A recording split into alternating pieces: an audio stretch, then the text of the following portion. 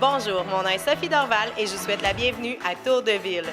Cette semaine à l'émission, on vous donne vos nouvelles du centre sportif Mégantic. On rencontre un artisan coutelier, Monsieur Thibault pour le recrutement de bénévoles en région et vos nouvelles sportives régionales avec Yann Boulanger.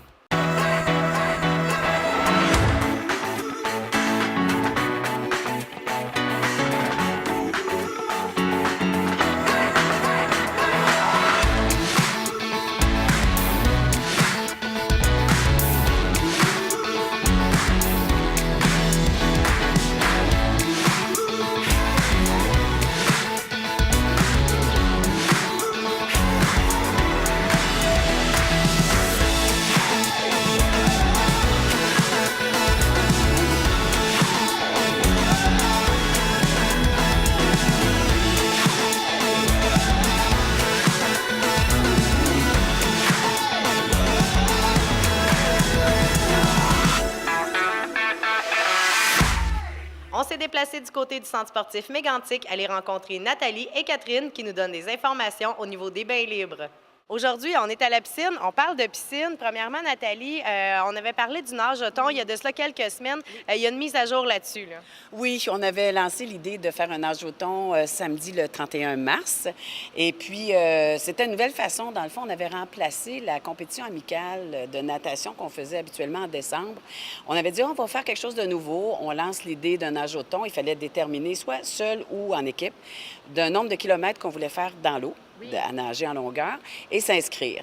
On n'a pas eu suffisamment d'inscriptions pour partir, mais là, bon, c'est vrai que c'est Pâques en fin de semaine, tu sais, fait qu'il y a peut-être certaines raisons qui expliquent pourquoi, et c'était nouveau aussi. On va certainement relancer l'idée l'année prochaine, okay. Peut-être avec une nouvelle formule ou en tout cas une formule semblable pour que les gens puissent s'inscrire un petit peu plus compétition, mais on va revenir aussi avec notre formule de compétition amicale parce que là, il y avait vraiment les familles, c'était peut-être accessible à un plus large public. C'est peut-être moins menaçant, en tout cas au moins épeurant de s'inscrire à la compétition amicale qu'au nage au thon. Il y a peut-être des gens qui ont dit « Oh, là, je suis pas capable ». Et pourtant, il y en a beaucoup qui sont capables. Fait que, on va démystifier ça en s'en allant, mais on va offrir peut-être la compétition en décembre 2018 et on va revenir avec une autre formule, peut-être de nage au thon pour 2019. Mais là, pour ce samedi, malheureusement, on ne pourra pas démarrer, on ne pourra pas faire l'activité. Mais on va se reprendre. C'est ça, ce n'est que partie remise. Là. Oui. Et puis Catherine, parle-moi un peu, on dit justement, il y en a beaucoup de nageurs dans le coin. Là. Les bains libres, ça fonctionne. Les corridors aussi, ça fonctionne très, très bien. Très bien. Un peu trop bien, même, qu'on pourrait dire. Il y a vraiment beaucoup de nageurs dans les corridors, puis on développe tranquillement notre culture de piscine. Donc là, il faut apprendre à nager tout le monde ensemble. En ville, la réalité qu'on a, c'est qu'on a une dizaine de personnes par corridor. Ici, on a été plus habitués d'avoir 2-3 personnes. Là, nos bains libres se remplissent, puis il y a des gens. Donc là, on va essayer de vous donner des trucs pour que ça fonctionne mieux dans les corridors, pour que ça roule bien. Donc, il faut toujours penser à l'autoroute. Donc, sur l'autoroute, on roule toujours à droite. Puis quand on revient, bien, on ne roule pas à gauche, mais en tout cas, c'est vraiment le principe de l'autoroute.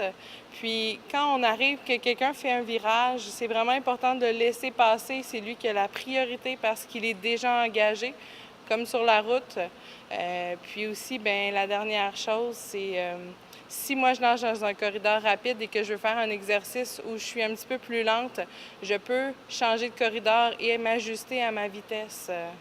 Donc, juste à s'ajuster. C'est ça, c'est qu'en fait, on utilise les 3 corridors avec des vitesses différentes pour favoriser, si, mettons, comme Catherine dit, je suis en train de pratiquer une technique et je suis un peu plus lente à ce moment-là, le temps d'apprendre, bien, on peut prendre le corridor pour les personnes, pour les longueurs un peu plus lentement. Parce que si on s'en va dans les rapides, là, ça passe, puis on se dit, ben non, mais là, j'ai pas le temps de pratiquer. Alors, si on pratique peut-être dans le corridor plus lent, il y a un corridor moyen puis un corridor rapide. Okay. Fait que bien choisir son corridor, je pense que ça peut être important, là, au départ. Dans quel corridor je me situe? Est-ce que je vais aller plus vite ce matin ou est-ce que je prends le temps d'apprendre une nouvelle technique? Alors, c'est un peu ça. Hein? Puis la dernière chose aussi, il faut aussi s'ajuster aux gens qu'il y a dans la piscine. Par exemple, moi, je peux nager dans le corridor rapide une journée, puis le lendemain, me rendre compte que c'est tous des nageurs qui sont plus forts que moi. Donc, cette journée-là, je vais m'inclure dans le corridor moyen. Donc, il faut vraiment prendre le temps d'évaluer tout ce qui se passe dans la piscine. Donc, c'est vraiment d'apprendre à partager tout ça. On a un beau centre sportif, une belle piscine, donc les bains libres, les corridors, Oui. d'apprendre justement à trouver notre place dans tout ça. Quitte à demander conseil, justement, vous êtes là, vous pouvez conseiller sur la façon de faire aussi, là. Et continuer d'être gentil avec nos sauveteurs. C'est pas de leur faute si on est 20 des fois dans, dans les corridors. Fait qu'on on fait bien ce qu'on peut. Et c'est aussi une bonne nouvelle qu'il y ait plus de monde. Ben oui. C'est triste quand il y a juste 4 personnes puis qu'on ouvre une piscine. Alors là, et c'est vrai que Canada Man Woman, je pense qu'il y a un engouement. Le sprint, les gens se préparent. L'été s'en vient. Donc là, les corridors vont être occupés. C'est une bonne nouvelle. Ben oui, c'est une excellente nouvelle. Donc, on partage la piscine du mieux qu'on peut. Je vous remercie beaucoup, mesdames. Bonne journée. Bonne journée, merci. Cette chronique est une présentation de l'équipe des loisirs Lac-Mégantic.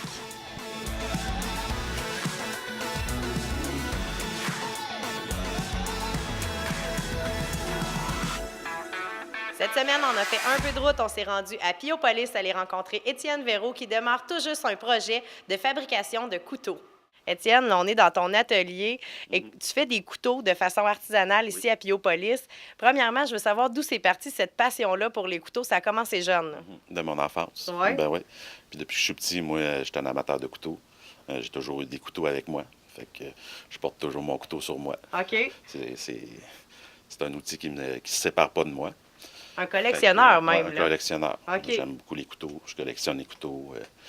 Toutes les Facebook, quand je regarde sur Facebook, sur YouTube, je regarde les gars qui faisaient des couteaux. OK. Fait que ça a commencé de même. Puis là, il y a ta blonde qui est arrivée puis qui t'a mis au défi, là. Ben oui, Mado. Fait que Mado, c'est ma blonde qui vient de France. Fait que en France, c'est la culture du couteau. Mhm. Fait que justement, j'ai été passer un stage en France. OK. J'étais un mois en France en voyage. Fait que j'ai fait un stage en forge. Puis là, tu Fait es que, allé apprendre comment en faire, là. C'est ça. Fait que mon premier couteau que j'ai fait en France, c'est un couteau forgé. OK. Fait que, Wow. fait que j'étais à apprendre à forger un couteau, 3 jours. C'est une formation de 3 jours. Fait que j'ai appris vraiment ce qui étaient les étapes pour faire un couteau. OK. Fait qu'il y a beaucoup d'étapes dans un couteau à suivre. Fait que là, tu pars de zéro, là, pars tu de pars zéro. de la matière première pour C'est finir ça. avec un beau couteau qui est pas justement une petite pièce là, qu'on achète dans un magasin. Vraiment, c'est des Non, pièces non. de collection quasiment, là. C'est des pièces uniques. C'est vraiment... C'est l'artisan qui met son cœur, son âme là-dedans. Puis là, de retour au Québec, tu as décidé de te lancer là-dedans. Ben retour au Québec, non, j'avais commencé avant. OK. Mes premiers couteaux, j'avais commencé avant. Mais c'est ça, je voulais approfondir ça. Tu sais, vraiment voir quelqu'un qui connaît le travail. Mhm. Fait que j'ai voulu approfondir ça. Comment faire les rivets, comment poser le manche, les étapes à suivre. Fait que j'avais une petite idée comment ça se faisait. Mais c'est sûr que les formations, c'est bien pour ça, là. OK. Parce que les formations, ça te dit comment suivre toutes les étapes correctement. Justement, pas pour rester- arriver à un beau produit. Exactement. Pas rester pris sur une étape à C'est pas ça. savoir où s'en aller, là. C'est ça. Puis là, t'en produis présentement. Là, on est au tout début de l'entreprise. Oui, T'en vraiment. produis de façon artisanale, des commandes sur mesure. Là, les gens, ils disent justement quel type de bois ils veulent, comment ils veulent leur lame, puis tout ça, là. C'est ça, c'est ça. Moi, j'ai des commandes, des pièces uniques, que le client, il vient, puis soit qu'on le fait par Facebook, OK? ou le client, il vient me voir, puis on décide, on dessine le modèle de couteau qu'il aimerait avoir. On choisit le bois, on choisit les rivets, on choisit s'il y a une garde ou pas. OK? Puis on fait toutes les étapes du début. Fait que là, Puis, tu y montres un dessin, la moi, personne moi, accepte. C'est ça, on fait le dessin, on fait ce qu'il aimerait avoir, puis on part là-dessus. OK. Ouais. Puis ça, c'est des couteaux pour les connaisseurs, on le Ben dit, oui, là. c'est des couteaux pour les connaisseurs. Puis, écoute, il y a du monde qui. C'est ça. Ça prend. C'est vraiment. Tu sais, que tu as un coup de cœur pour un couteau, tu Ouais. le trouves beau, puis t'aimerais en avoir un. Ben, c'est souvent sur Internet, tu vois des couteaux passer, puis c'est pas les couteaux que tu achètes au magasin. C'est Mhm. des artisans qui font les couteaux. Ben, souvent aussi, c'est que c'est des couteaux aussi qui sont plus ou moins abordables à l'achat. Fait que, il y a moyen de faire un couteau qui est plus abordable dans le même genre, dans le même style. OK. Tu sais. Qui a justement aussi une grande qualité, Ben, là. c'est ça, qu'il y a une bonne qualité. Tu sais. Faut savoir qu'il y a des couteaux, l'acier, il y a différentes sortes d'acier. Fait qu'il y a des aciers qui sont plus de qualité Mhm, que c'est du ça. stainless ou des couteaux achetés. Puis tous les types de bois aussi, les essences que Les tu vas essences chercher. de bois qu'on vient chercher, ben c'est ça aussi, là. Tout est dans chaque détail. Tout là. est dans chaque détail. Tu sais, on a l'érable, les bois francs. Puis c'est sûr que les bois francs sont intéressants. Le pommier, moi j'ai travaillé beaucoup avec du pommier au début. OK. Puis le pommier, il y a beaucoup de belles couleurs dans le pommier, du beau veinage. Fait que c'est ça que le client il aime aussi, tu sais, rechercher un couteau qui se démarque des autres. Et qui va être unique. Qui va être Chaque unique. pièce est C'est unique. ça, chaque pièce est unique. Puis moi, j'essaie d'y aller avec les goûts du client, le plus possible, tout le temps. OK. Ouais. Puis tu fais aussi de la restauration. La restauration. Quelqu'un a un vieux couteau rouillé, C'est brisé, tu peux le restaurer aussi. Exactement. Tu sais, je peux restaurer, je peux refaire les rivets, je peux refaire le bois. Je fais le polissage si la lame est enrayée. OK. Si la lame est rouillée, je refais tout le polissage au complet. Je fais l'aiguisage. J'arrange les mitres, j'arrange la garde. J'arrange tout, là, les rivets. Fait que, On peut partir ça, c'est du... difficile. Là, tu sais. Ouais. Il y a du monde qui ont des beaux couteaux, puis il y a un petit quelque chose qui est brisé, ou le manche est lousse. Moi, tu me l'amènes, puis j'arrange. OK. Tu sais, je le remets en état. Fait que souvent, le monde, ils ont des beaux couteaux de cuisine, mais ils ont laissé tremper le manche en bois dans l'eau. Fait que là, c'est sûr, quand tu laisses tremper un manche en bois dans l'eau, il faut jamais que tu fasses ça. En fait, quand tu laves un couteau, il faut que tu laves la lame, mais tu ne fais pas tremper le manche dans l'eau. Mhm. Puis ça, il y a beaucoup de monde qui font ça. OK. Fait qu'après ça, ils se retrouvent avec des problèmes que le bois, lui, a pris l'eau. Fait que là, les rivets, c'est sûr et certain, à un moment donné, ça rouille. Ou les rivets, le bois, Il a fini par se défaire. là. il se finit par se défaire, se décomposer. Fait que, Ça peut être aussi un vieux couteau de famille vieux couteau qu'on de veut remettre famille, à jour. Là. que tu veux remettre beau. Le cuir aussi, je fais le cuir. OK. On travaille le cuir aussi, les étuis. S'il manque des rivets ou des snaps, OK. souvent c'est ça, le couteau, le cuir est brisé ou le snap, il est plus là. Fait que, Tu peux tout faire ça aussi. ouais, là. on refait les tuyaux complets à neuf. Fait que- Les coutures, on fait les coutures, OK. on fait les rivets, c'est refait à neuf. Fait que même le cuir aussi, on peut cirer le cuir. Tu sais, si, admettons, il y a tu sais, l'entretien du cuir aussi, ça a sa place. OK. Ouais. Donc, de A à Z, tout ce De qui A à entoure Z, le couteau. Tout ce qui entoure le couteau, c'est fait. OK. Ouais. Puis il y a aussi le côté récupération qui a en fait, si tu pars aussi des limes pour justement limer les sabots des Ouais. chevaux. Il y a des chevaux dans la famille. C'est ça. Il y a aussi ce côté-là qui est intéressant. Là. Ouais, ma sœur elle a une écurie, Santé-Caisse-le-Vent-du-Sud. Ouais. Fait que c'est ça. Moi, je récupère beaucoup de matières qui sont plus utiles. Fait que donc, c'est ça qui est intéressant aussi dans le couteau. Le couteau, tu travailles tous les éléments. Tu travailles le fer, le bois. Fait que tu travailles beaucoup d'éléments. Fait que c'est ça qui est intéressant dans le couteau. Tu récupères du bois, tu récupères du fer. Mhm. C'est ça. Fait Il y a que- tout le travail de précision qui est autour, qui est vraiment intéressant, qui est vraiment personnalisé, qu'on ne Exactement. verra pas ailleurs. Si on veut communiquer avec toi, on peut t'appeler directement M'appeler. Ouais, le 819-583-3230 ou sinon sur Facebook. ou par Facebook. OK. Fait que par Facebook, tu t'envoies sur mon profil, puis de là, tu peux communiquer avec moi. OK. Donc, puis on va te voir à Piopolis aussi au prochain salon avec des artisans. Là. C'est ça. Au mois d'août, je fais un salon à Piopolis. OK. Les dates, je me rappelle plus des dates. là. OK. Fait qu'au mois d'août, on fait un petit salon. Puis moi, je vais faire une démonstration comment former un manche avec ma petite sableuse, puis comment aiguiser. OK. Fait que moi, sur place, je vais pouvoir aiguiser les couteaux, puis je vais pouvoir montrer comment on forme un manche à partir d'un couteau monté. OK. Fait que donc, quand on part avec un couteau, moi, je vais arriver avec une pièce comme ça. Puis, je vais montrer au monde comment on forme un manche pour arriver à un produit fini. Wow. OK? Fait que ça va être ça, la démonstration que je vais faire à Piopolis. Puis si le monde, ils ont des couteaux qui sont pas plus ou moins aiguisés, ben je vais pouvoir aiguiser leurs couteaux. Ça sera un bon moment aussi. Ça va pour être un bon moment pour ça. Fait qu'on va pouvoir te jaser, poser C'est des ça, questions, poser puis des voir le questions. travail aussi. Là. J'ai des cartes d'affaires que je vais pouvoir distribuer. Je vais montrer ce que je fais. Fait que, Bien, super. puis, ouais. Bien, je te félicite. Bravo pour le démarrage de cette entreprise-là, le beau projet qui s'en vient aussi. J'imagine qu'on va se reparler d'ici quelques mois ouais, puis que ça va avoir puis, grossi encore. J'ai des projets de partir ma forge. Fait que je veux partir ma forge, avoir un meilleur atelier, puis je vais commencer à me construire pour ça. Puis je m'en vais vers ça. Là. Ben, on va se tenir au courant, certains. Merci. Merci, puis bonne chance. Merci.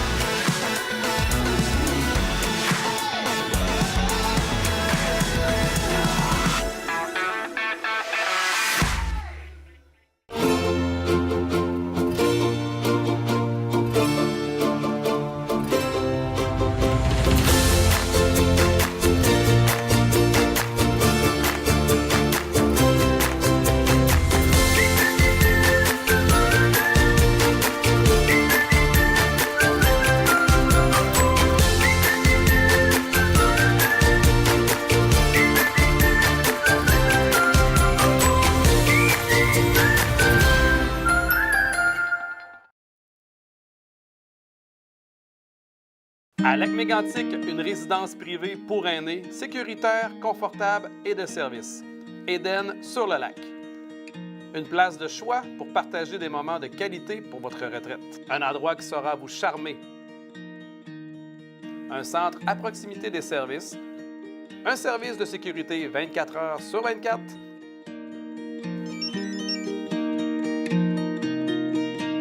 Une équipe dévouée. Je trouve qu'on est bien, je suis Port-Jean-Dieu, on aime bien ça. Puis on est bien nourri, quasiment trop. On a un service de qualité. On ne peut pas demander On n'ira mieux. pas à job pour trouver mieux. Découvrez tout le charme de notre résidence au cœur de Lac-Mégantic. Résidence Éden sur le lac. Je vais faire mon possible pour passer le restant de ma vie, ça, en tout cas. Oui, ah oui, c'est notre chez nous, là. Si le monde il attend trop longtemps, il aura fini par venir par un foyer, puis il aura peut-être perdu 1 an ou 2 ans avec des amis qu'on se fait des nouveaux amis. Bienvenue chez vous, À Éden sur le lac.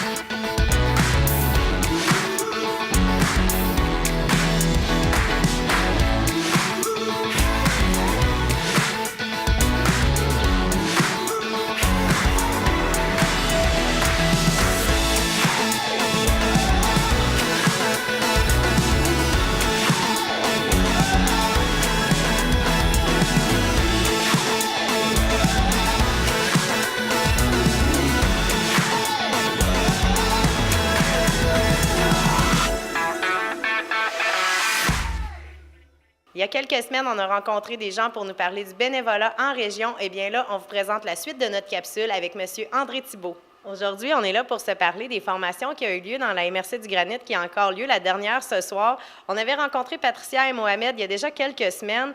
Comment ça se passe, le bénévolat en région? Qu'est-ce qui est en train de ressortir? Où est en fait le défi pour les gens en région? Bien, il y a 2 défis. D'une part, celui de recruter, tout simplement, mais aussi de renouveler le bénévolat. Parce que ce qu'on réalise, c'est que les gens qui sont déjà en poste, ils sont depuis longtemps. Et que, puis même dans les villages ou dans la ville, bien, comme il y a moins de jeunes dans certains lieux, c'est plus difficile de faire ce renouvellement-là. Alors ça, c'est un premier constat. Puis le deuxième constat, je m'amuse à dire qu'avant, on cueillait les bénévoles. Aujourd'hui, il faut les cultiver. OK, c'est très bien dit. Donc, il faut justement entretenir tout ça, il faut aller les chercher. Comment on fait? C'est quoi qui est ressorti ces temps-ci là, dans vos rencontres que vous avez eues? Il n'y a pas une façon de faire parfaite, mais est-ce qu'il y a des clés qui sont ressorties avec les discussions avec les gens que vous avez eues? Bien, il y en a une toute simple, demander. OK. Et parce que souvent, on définit d'avance ce que les gens vont nous répondre. On ne le demande pas. C'est arrivé une fois dans une des formations, les gens disaient, on n'arrive pas à trouver du monde, puis il y a quelqu'un dans la salle, oui, mais tu ne me l'as jamais demandé. Ça, c'est vraiment, c'est tout simple. Demander, première chose. Mais en même temps, il faut préparer, comme un cultivateur, puisque je disais qu'il faut cultiver les bénévoles, préparer le terrain. Et souvent, on ne se rend pas compte que les bénévoles sont essentiels à ce qu'on vit tous les jours. On ne les voit pas. Vous arrivez dans un centre sportif, dans un aréna, sur un terrain de jeu, dans une fête, on ne se rend pas compte que les bénévoles, c'est énormément eux qui tiennent l'opération parce qu'on ne les voit pas. Donc, il faut les rendre visibles, il faut les valoriser pour que ce soit désirable que d'être bénévole. Parce qu'un bénévole, c'est quelqu'un qui est notable, dans le sens qu'on note que c'est lui qui fait ça. Tu sais. Oui. Et pour faire ça, bien, il faut les valoriser, puis il faut que les plus jeunes aient le goût de le faire. Puis en même temps, qu'on adapte aussi ce qu'on leur demande aux bénévoles à la réalité d'aujourd'hui. Donc, on ne peut pas en demander trop, autant de temps. Peut-être que certaines personnes ont déjà mis il y a de ça plusieurs années. Les familles changent, la vie a évolué. Est-ce que le constat est le même partout au Québec ou il y a vraiment des différences un peu partout? Bien, je vous dirais que globalement, c'est les mêmes problèmes. Là. Comme vous l'avez très bien dit, c'est qu'il y a un groupe de personnes je peux vous donner une statistique, il y a 25 de tous les bénévoles qui donnent 75 de toutes les heures de bénévolat. J'appelle ça les TLM, toujours les mêmes. Oui. mais si on se concentre juste sur ça, ça ne peut pas marcher.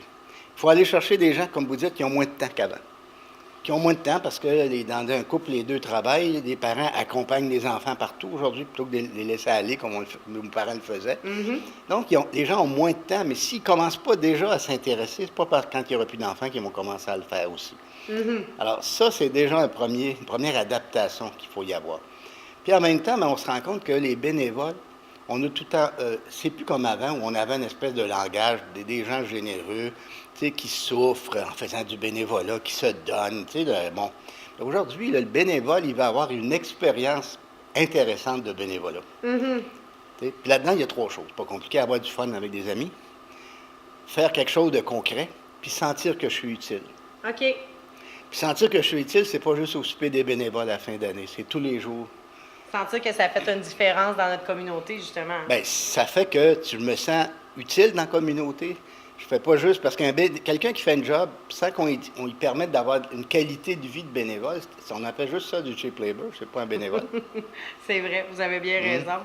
Donc, c'est en fait les constats qui sont ressortis, les façons de faire. Est-ce que vous croyez que les personnes sont reparties plus équipées, les gens qui sont allés suivre, voir votre formation, votre conférence ces soirs-là, est-ce qu'ils sont repartis plus équipés pour affronter les défis, justement, du bénévolat?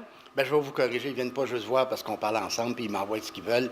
Parce que je commence souvent la conférence ou l'atelier, j'appelle ça plus un atelier, oui. En faisant comme quelqu'un dans un restaurant, je prends vos commandes. Qu'est-ce que vous avez besoin à soir qu'on parle là? OK. Avec quoi vous voulez repartir?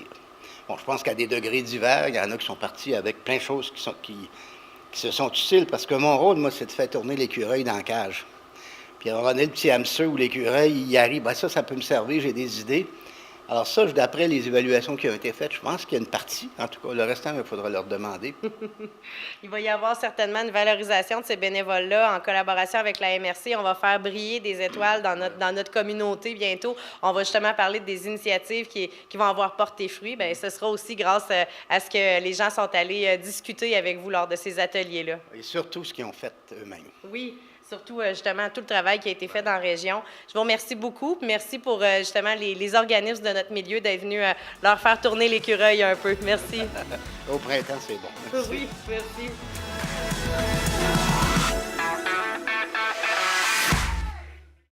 C'est maintenant le temps de vos nouvelles sportives régionales avec Yann Boulanger. Au cours du dernier week-end, le Turmel Junior jouait à 2 reprises. On tentait du côté du Turmel Junior de mettre un terme à notre série 4-7 en finale de la LHJABF contre les Patriotes de Saint-Éphrem. On avait pris l'avance dans la série 2-0 et là, ça s'est poursuivi vendredi dernier avec une belle victoire de 9-5. Il y a eu beaucoup de buts. Je vous dis ce qui s'est passé parce que ça a été une deuxième période complètement folle. Donc, un premier but dans le match en première période, c'est William Poulain qui a marqué. C'était 1-0. C'était la marque après une période. En deuxième période, le Turmel a enclenché en deuxième vitesse pour marquer 4 buts sans riposte. Et là, c'est devenu 5-0. Et moi, j'ai regardé un petit peu les faits saillants sur la page Facebook et j'ai vu 5-0. Je me suis dit dans ma tête, c'est facile ce petit match-là. Ça n'a pas tout à fait viré comme ça par la suite. Parce que là, regardez bien ça. Là, je vous ai parlé de 4 buts. Donc, on a eu un but de Kevin Jacques, Cédric Terrien, 2 buts de Nicolas Couture. Par la suite, 5-1. Le Turmel a fait 6-1 avec un but d'Alexis Vachon. Et là, on a eu 3 buts du côté de Saint-Éphrem. C'est devenu 6-4. C'est quand même, là, pour un match qui était 5-0, c'est devenu 6-4. Ça s'est quand même resserré. Par la suite, on a eu un but pour mettre à la marque 7-4. C'est Jean-Sébastien Vachon. Et en troisième période, on a marqué 2 fois du côté du Turmel Junior dès le début de la troisième période. Début de Cédric Terrien et Kevin Jacques. C'est devenu à ce moment-là 9-4. Il y a eu un dernier but du côté des Patriotes de Saint-Éphrem pour la marque finale 9-5, donc 14 buts dans ce match numéro 3. Les vedettes offensives de cette rencontre, on a eu Cédric Terrien avec 2 buts, 1 passe, Kevin Jacques avec 2 buts, 1 passe et Nicolas Couture avec 2 buts, 1 passe. Le gardien partant était Hubert Grondin-Fortin. Il a cédé à 5 reprises sur 31 lancés. Donc, c'était de bon augure pour le reste de la fin de semaine parce qu'on se disait, on pourrait terminer ça dès le lendemain à Saint-Éphrem dans un match numéro 4. Le Turmel menait 3-0. Malheureusement, le Turmel s'est incliné 5-4. Le dernier but du match a été marqué à 2,2 secondes de la fin de la rencontre. Alors, je vous explique un petit peu ce qui s'est passé dans ce match-là. Dès le départ, le Turmel a commencé avec 2 buts rapides, Jean-Sébastien Vachon et Olivier Terrien. C'était 2-0. Les Patriotes sont revenus avec 2 buts. C'était 2-2 après une période. En deuxième, Saint-Ephrem a pris l'avance 3-2. On est revenu avec un but de Cédric Terrien, 3-3 après 2 périodes complètes de jeu. On s'en va en troisième période. Le Turmel prend l'avance dans cette troisième période. Un but de Derek Bouchard, c'était 4-3. Les Patriotes créent l'égalité en mi-troisième période pour mettre la marque 4-4. Et comme je vous ai dit, l'issue du match est scellée avec 2,2 secondes à faire en troisième, alors que les Patriotes ont réussi à marquer un 5e but aux dépens du gardien partant Hubert Grondin-Fortin. Donc, défaite du Turmel par la marque de 5-4, ça met la série à 3-1. Les vedettes offensives, Jean-Sébastien Vachon avec un but, une passe et Olivier Terrien avec un but, une passe. Hubert Grondin-Fortin a cédé à 5 reprises sur 36 lancés. Et là, ça relance un petit peu la série parce que si Saint-Ephrem réussit à gagner le prochain match qui a lieu vendredi soir du côté du Centre sportif Mégantic, ça pourrait mettre la série 3-2 et là, le tout serait relancé à 100% avec un match dès le lendemain du côté de Saint-Ephrem. Le match vendredi a lieu à 20h30 du côté du Centre sportif Mégantic. Si nécessaire, le match numéro 6 aura lieu à Saint-Ephrem samedi soir à 20h30 et si nécessaire aussi, le match numéro 7 pourrait avoir lieu dimanche après-midi à 15h au Centre sportif Mégantic. Donc, l'organisation du Turmel Junior invite en grand nombre la population pour le match numéro 5 qui aura lieu ce vendredi. Donc, comme on dit, remplissez la cabane et on va essayer d'avoir une victoire devant nos partisans pour le Turmel Junior.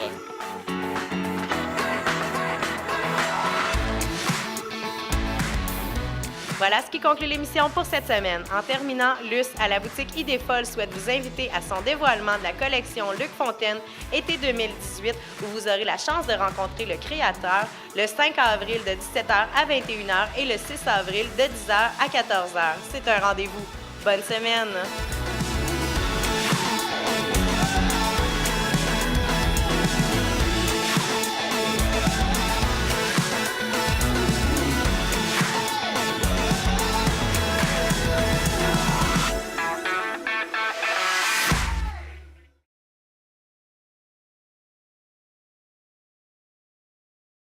Avec le guide interactif Câble Action, vous avez la possibilité de bloquer l'accès à des films, des émissions ou au contenu entier de chaînes que vous souhaitez masquer. Ouvrir le téléviseur et appuyer sur Menu. Sélectionnez Verrouillage, contrôler les supervisions parentales et appuyez sur OK Select. Entrez votre code à 4 chiffres. Par défaut, le code est 1, 2, 3, 4. Vous pouvez maintenant choisir parmi une gamme d'options de gestion et de verrouillage. Il est possible de masquer les titres et descriptions ou d'en bloquer seulement l'accès. Ainsi, il faudra avoir le code d'accès pour visionner le contenu des événements bloqués. C'est pourquoi il est important de ne pas divulguer ce code. Pour le verrouillage de film, sélectionnez Verrouillage de code de film et sélectionnez le type de film que vous souhaitez cacher. Par exemple, si vous désirez bloquer les films violents, utilisant un langage ou des thèmes inappropriés pour les moins de 18 ans, sélectionnez NC-17 interdit aux 17 ans et moins et appuyez sur OK Select. L'icône d'un cadenas apparaîtra dans la description du film verrouillé. L'écran restera noir et votre code sera requis pour accéder au contenu. Parmi les cotes les plus courantes, on retrouve GF, pour tous. PG, supervision parentale suggérée. PG 13AA, avertissement aux parents. R, contient des thèmes pour adultes. Adulte, pour adultes seulement. Il vous est également possible de cacher le titre de certaines émissions. Il suffit de choisir « Cacher les titres de ces émissions » et de suivre la même procédure. Vous pouvez, en tout temps, revenir au menu précédent en appuyant sur « Exit ». Vous pouvez imprimer cette procédure à partir de notre site Internet en cliquant sur le fichier qui accompagne cette vidéo. Pour en savoir davantage, informez-vous auprès de notre soutien technique au 1-866-552-9466.